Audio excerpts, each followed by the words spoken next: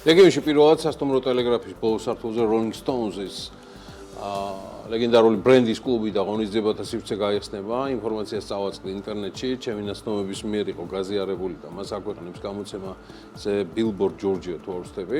ტელეგრაფი, რომელიც მსოფლიოს წამყვანი სასტუმროების ქსელის The Leading Hotels of the World-ის წევრია, სტუმრებს 2025 წლის გაზაფხულზე უმასპინძლებს სასტუმრო Silk Development-ის მიერ შეიქმნა და მას Silk Hospitality მართავს.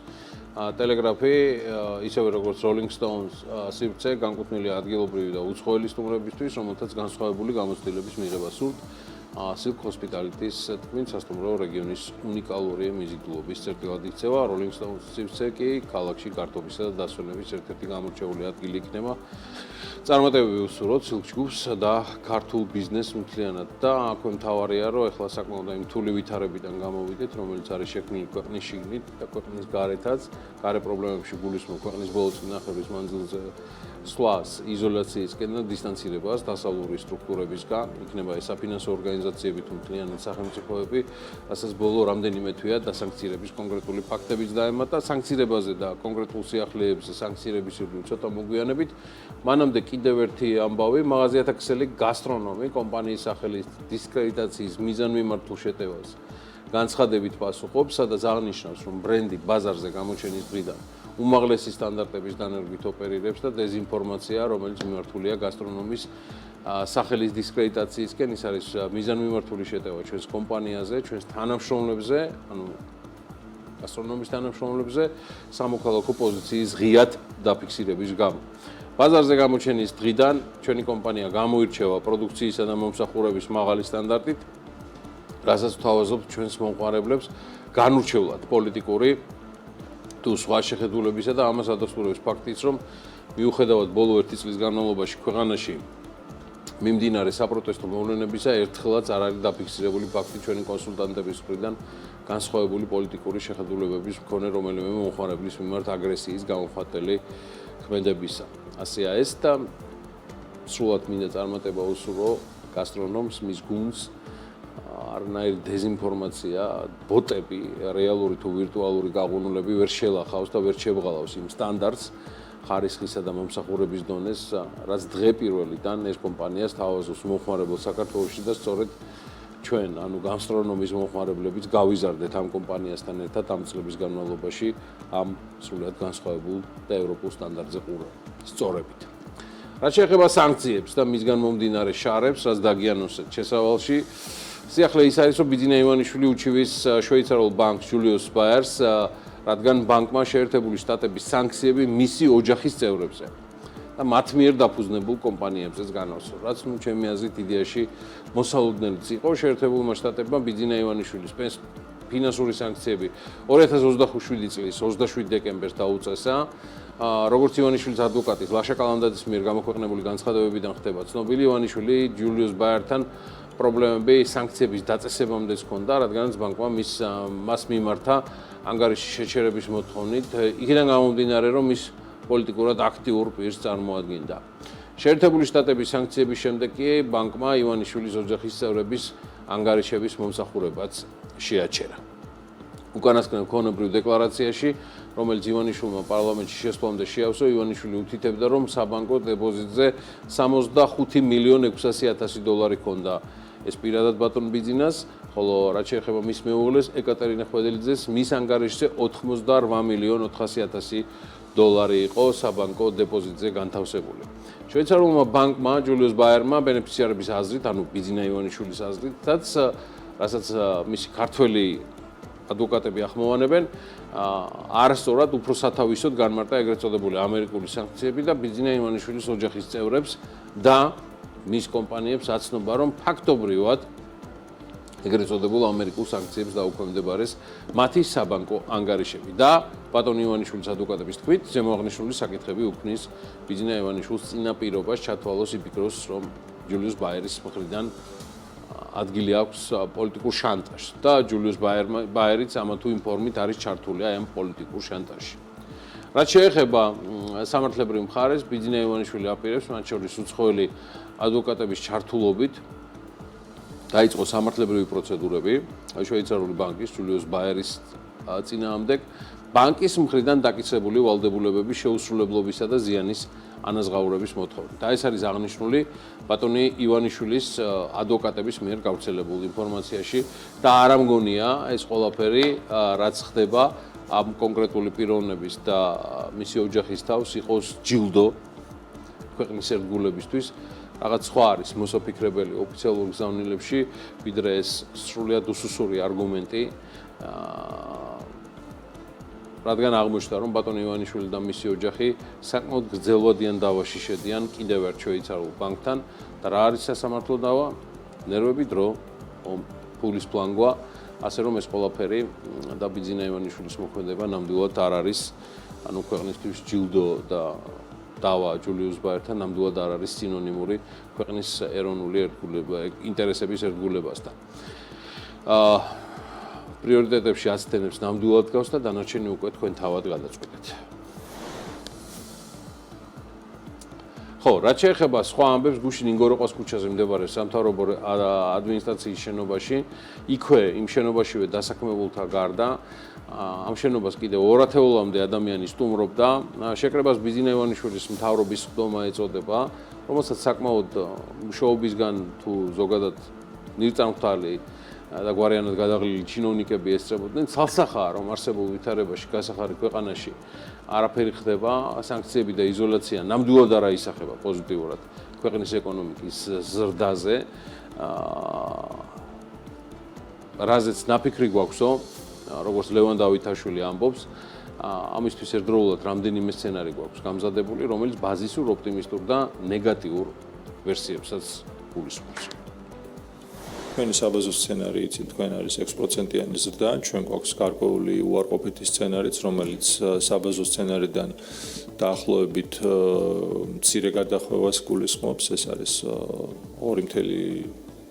2.7-2.9%, ანუ მაინც ჩვენ გვექნება დაახლოებით 3%-ზე მაღალი ზრდა, ჩვენ გვაქვს ოპტიმისტური სცენარიც, რომელიც 6%-ზე უფრო მაღალ ზრდას მოიაზრებს თავის თავში, ღიად გეუბნებით და ყოველთვის ღიად ვსაუბრობ ხოლმე მე, რომ ჩვენ სხვა სცენარს ვიხილავთ, მათ შორის უარყოფითსაც, თუმცა მე აქვე მინდა ხაზი გაუსვა, რომ ჩვენი მოლოდინია, რომ ჩვენ მინიმუმ საბაზო სცენარის გარშემო გვექნება ეკონომიკური ზრდა, მათ შორის ჩვენ იქიდან გამომდინარე ვსაუბრობთ ამაზე, რომ განწყობა მთავრობის გუნდის და მოლოდინები ჩვენიც არის ის, რომ ვითარება პოლიტიკური უნდა განიმუხტოს, მათ შორის საერთაშორისო ასპარეზზე. ანუ ყველაზე ცუდ ვერსიაში გვექნება 3%-იანი ზრდაო და საუკეთესო შემთხვევაში შენარჩუნება წლევანდელი ზრდა, რათა უზრუნველყოფილი იქნეს ქართული ოცნების ეკონომიკური გუნდის მიზანი, რომ ეკონომიკამ ზომაში გადალახოს 100 მილიარდ ლარიანი ზღვარი. ამის საწინდარია სხვადასხვა ჩუმი ინვესტიციები, მეტწილად ენერგეტიკაში, რომელიც დავითაშვილის თქმით არ ხმაურდება იმის გამო, რომ ინვესტორები ერიდებიან საჯაროობას საქართველოში შექმნილი ვითარების გამო. ისე არსებულ ვითარებაზე წუხილი სად უფრო პრობლემა არის ფულის ჩადებისას ენერგეტიკაში და ზოგადად ბიზნესში და ეს ენერგეტიკა კიდევ ერთი დიდი უღრანი და კორუფციული ტყეა თავისი შიდა წესებით და ჩინოვნიკებზე გავლენიანი ბიზნესმენებით, თუ თქვათ ღიად თქვა, რომ ჯერა ჩვენი ეკონომიკის გამოვიდეს ეს ინვესტორი და თქვას, რომ ჯერა ჩვენი ეკონომიკის, მთავრობის და ამიტომაც ვდებთ ფულს და გვაინტერესებს მოგების ნახვაო. შეგახსენებთ დავითაშვილი საუბრობდა დაახლოებით 300 მილიონიან ინვესტირებაზე ენერგეტიკაში. მოკლედ, კონკრეტული პროგნოზების თქმა ჯერ მართლა სრულია, მაგრამ მინიმუმ 2025 წელი ქართული ოცნების უთავბოლო, მეტწილად უთავბოლო საგარეო პოლიტიკის გამო ვერც ერთ სცენარში ვერ იქნება იგივე ეკონომიკური ზრდით წარმოდგენილი, როგორიც იყო 2024 წელს, ან თუნდაც 2023 წელს. ესე უბრალოდ ვერ ლაგდება. და ვინც 2025 წელს თავს დაადებს, რომ არსებული განწყობებით საერთაშორისო ორგანიზაციებთან ურთიერთობების გათვალისწინებით, ისევე როგორც პოლიტიკური და ფინანსური სანქციების რუტინაში შესვლით, ჩვენს ეკონომიკას რაიმე ემატება ღირსებასთან ერთად. შანსი არ არის. მაგრამ გეტყვით იმასაც, თუ რატომ არ არის შანსი, ბოლო 2 წლის განმავლობაში თუ რაიმე გაზარდა ჩვენი ეკონომიკა, არის საგარეო ფაქტორები. და რა არის ეს საგარეო ფაქტორი? უკრაინაში დაწყებული ომი და მანამდე ბელორუსიდან მიღებული მიგრანტები.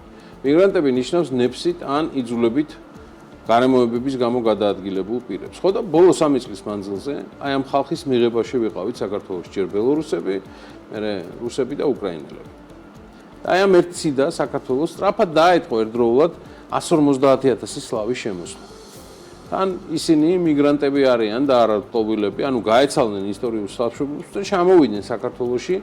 აქ უკეთ ვიცხოვრებთ ვიდრე უკრაინაში, ბელორუსში და რუსეთშიო. ხო და ამ ხალხის ჩამოსვლამ მათ მიერ ხარჯვის დაწყება და არ ჩამოსულან აქ ღარიბი ადამიანები ვეებერთელად გაზარდა მოხმარება საქართველოში. ანუ ხარჯავდნენ ჩამოსულები ყველაფერში, საცვლებიდან დაწყებული, საჭმლით დასრულებული. ბინების ყიდვის ყიდვა, ქირაობა. ასევე იყო ცხადია ამ ყველაფერში. სწორედ ეს იყო მიზეზი, რამაც გაზარდა მოხმარება ქვეყანაში, გაზარდა შესაბამისად ბრუნვა ბიზნესებში და კიდევ შესაბამისად გაზარდა შემოსავლების ბიუჯეტში. ჯამში ეს არის ქართული ეკონომიკური ზრდის და არა ეკონომიკური სასწაულის შედეგები ბოლო 2 წლის მანძილზე. ანუ ისევ სხვის უბედურებაზე გავმდიდრდით და ასეც ვაკეთებდით სულ ადრეც ესე ხეირობდით აზერბაიჯანის სომხეთის 30 წლიან კონფლიქტზე. ეხლა უბრალოდ წამოგვეწია ავტორიტარული რეჟიმები ბელორუსში და რუსეთში და იქიდან შედარებით შეძლებული ხალხის საშუალო ფენის სახით გამოიქცა საქართველოსკენ, რომელსაც ეიმედებოდა ჭეშმარიტი დემოკრატიის შუქურად საქართველოს, სადაც ფასები და მომსახურება არის გაცილებით იაფი ვიდრე თუნდაც მათ სამშობლოში.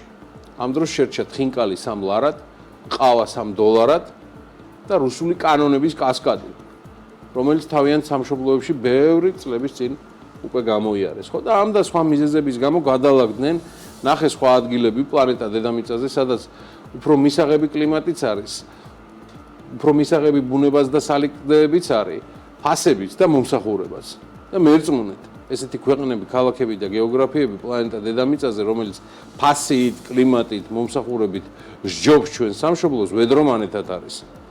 და არის საჭირო და არ არის საჭირო არც ამან რაიმე გარემოებაში წარმოდგენა, რომ საქართველოს არის დედამიწის და კაცობრიობის ჭიპლარი, რომელზეც ფიქრით იწყებს და ასრულებს დღეს დონალდ ტრამპი, ან ჩინეთის ქსი ძინპინი, ან თუნდაც ევროპის რომელიმე ზედახელმწიფოს ლიდერი. და კიდევ თუ რაიმე გაზარდა ჩვენი ეკონომიკა ბოლო 2 წელიწადში არის ქვეყნის პირდაპირი და ირიბი ჩართვა პარალელურ იმპორტში, სანქცირებულ რუსეთთან, რომელსაც სხვადასხვა სქემებით, პორტებით, საავტომობილო გზებით მიეწოდება ის, რაც რუსეთში დეფიციტშია და სჭირდებათ, თორემ შიდა წარმოებიდან მასობრივ და დრამატულ ზრდას ფაქტიურად არც ერთი კონკრეტული დარგი საქართველოში არ აჩვენებს. მეტიც, ოქტომბრის შემდეგ მივიღეთ სხვადასხვა მიზეზების გამო მინიმუმ რამდენიმე თვით გაჩერებული საწარმოები, რომელთა ამოქმედებას არანაირი წინაპირობა არ არსებობს და ერთიც და დავასრულებ.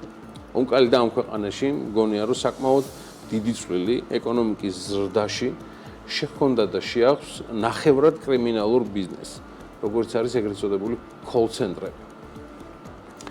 ეგრეთ წოდებული იმის გამო, რომ კოლ-ცენტრები და ამ ტიპის სერვის მომსახურებაში, ზოგადად კოლ-ცენტრებში, ცუდი არაფერი არ არის. 112 კოლ-ცენტრების თემით მუშაობს, სასწრაფო დახმარებას და ყველა ეს ნორმალური ქსელი და სქემა. ცუდია, როცა აი ამ ტიპის ქსელს საქართველოდანაც იყენებენ უცხოელების მოსატყუებლად გასაწეწად და ფულის წასართმევად, რაც ნიშნავს, რომ მათ ატყუებენ და ფულს ითვისებენ. ხო და ვინმე თუ მეტყვის, რომ აი ესეთი თაღლითური სქემები შეიძლება არსებობდეს საქართველოს ხელისუფლების და მათ შორის მსხვილი ბიზნესების გარეშე, მათ შორის ზოგიერთი კოლ-ცენტრი წარმოდგენილი იყოს სხვადასხვა საჯარო სტრუქტურაში, კი ბატონო, არაა პრობლემა. და როგორც კლასიკოსები იტყვიან, მაშინ რა გინდა, დამსწროკეთ კი ბატონო. თან დღეს უკვე 21 იანვარია და რა ვიცი, იმდენი წაიღეს ტვინი ოცნების მოლაპარაკე თავებმა, რომ 20 იანვარს მონიშნეთ რაღაცა იქნებაო, რომ არც არაფერი ხდება განსაკუთრებული, არც მათ თავს და არც ჩვენს თანსაც, თუ არ ჩავთვლით რამდენიმე პირს, რომელიც დღემდე აბუ-დაბიში იმყოფება. ამიტომ შედარებით გაისწორეთ ფოკუსი და ეს ყველაფერი, რაც გარშემო ხდება, არც ევროპა, არც ამერიკა და არც რუსეთია. ეს არის ყველაფერი, რაც საქართველოში დღეს ხდება, საბოლოო ჯამში არის ფულის და ძალაუფლების ამბავი, რომლის შენარჩუნებისთვის კეთდება და გაკეთდება ოცნების მხრიდან ყველაფერი. რა მშვიდობიან ეფექტურად თავარია პროტესტს დაუპირისპირებს ამას საზოგადოება, ეს გამოჩნდება უკვე უახლოეს მომავალში.